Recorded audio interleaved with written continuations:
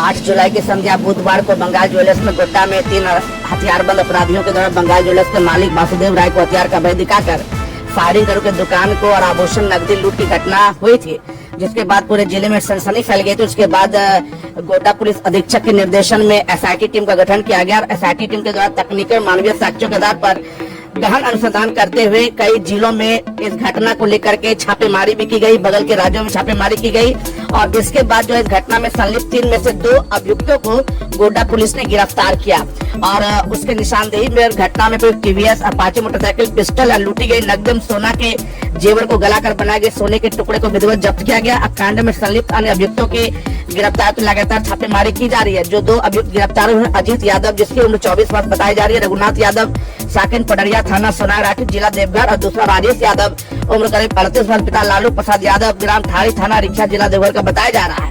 और इनमें जो है नकदी कुल 41,500 रुपए बरामद हुए। इन अपराधियों का जो है कई जिलों में आर्म्स एक्ट और लूट कांड में भी कई जिले के थानों में जो है मामला दर्ज है।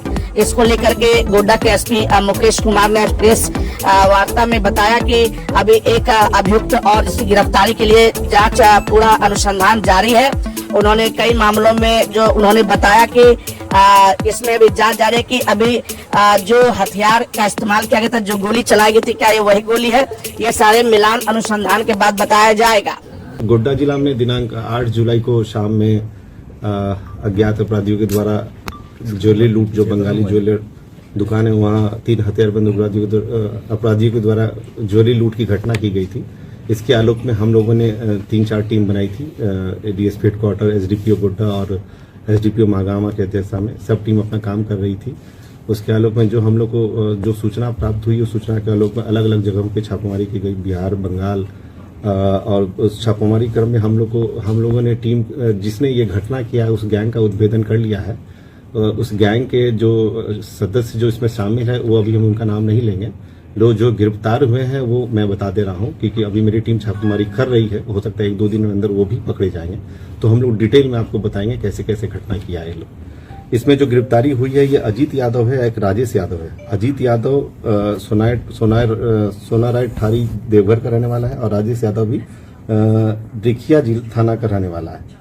ये लोग मतलब आए थे प्लानिंग करके प्रॉपर, और उसके बाद ये लोग आसपास के जितने जिले हैं, जामताड़ा, देवघर, तुमका और बांका, इसमें ये गैंग अभी तक नहीं पकड़ा गया है। और ये सब जगह जितने भी ज्वेलरी लूट के केस हुए इसी ने किया है।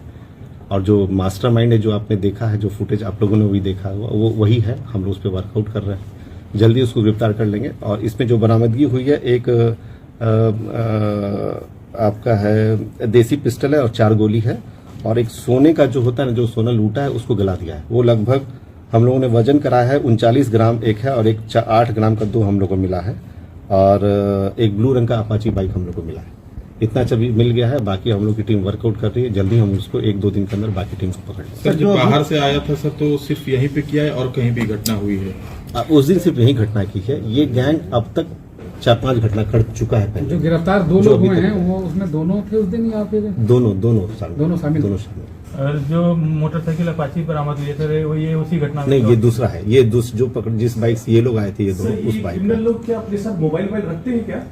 ये हम नहीं बताएंगे, यही बता करके सारा दिक्कत हो रहा है। ये टेक्निकल डिटेल क्या होता है, कैसे होता है, ये मत पूछिए। ये जानने से ही सारा प्रॉब्लम हो रहा है, ये जो उनको नहीं जानना चाहिए।